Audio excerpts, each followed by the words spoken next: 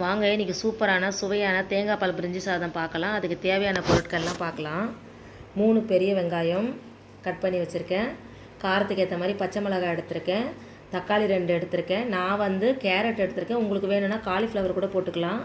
புதினா எடுத்திருக்கேன். பட்டை, கிராம்பு, ஏலக்காய்லாம் எடுத்திருக்கேன். மீல் மேக்கர் வந்து ஊற வச்சு எடுத்திருக்கேன்.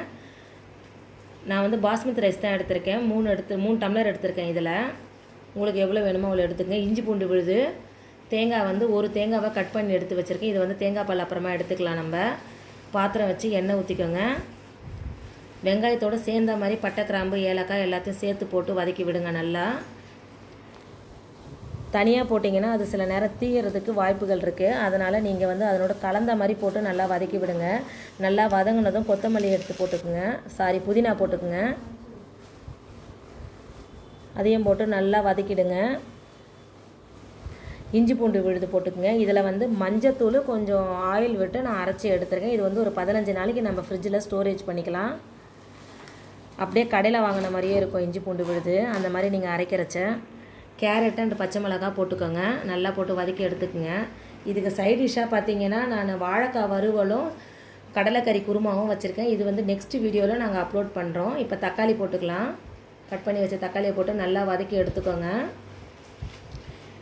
இதுக்கு குருமா வந்து நல்லா ஆப்டாக இருக்கும். அதில் வந்து நீங்கள் காலிஃப்ளவர், உருளைக்கிழங்கு எல்லாமே போட்டு வச்சுக்கலாம். நான் வந்து இன்னைக்கு கடலை குருமா தான் வச்சுருக்கேன்.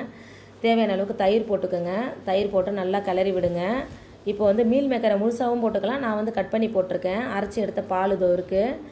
இப்போ இதுக்கு வந்து தேவையான அளவுக்கு நம்ம உப்பு போட்டுக்கலாம். உப்பு போட்டு நான் 3 அரிசி வச்சேன்னா அதுக்கு நீங்கள் 6 எடுத்து தண்ணி எடுத்துக்கோங்க. எக்ஸ்ட்ராலாம் ஊற்ற தேவையில்ல. கரெக்டாக 6 எடுத்துக்கலாம். அவ்வளோதான். கொதிச்சிருச்சு. கொதிச்சதும் அரிசி போட்டுக்கோங்க. இப்போ இந்த அரிசி போட்டு ஒரு 5லேருந்து 6 நிமிஷம் ஃபுல் ஃப்ளேமில் இருக்கணும்.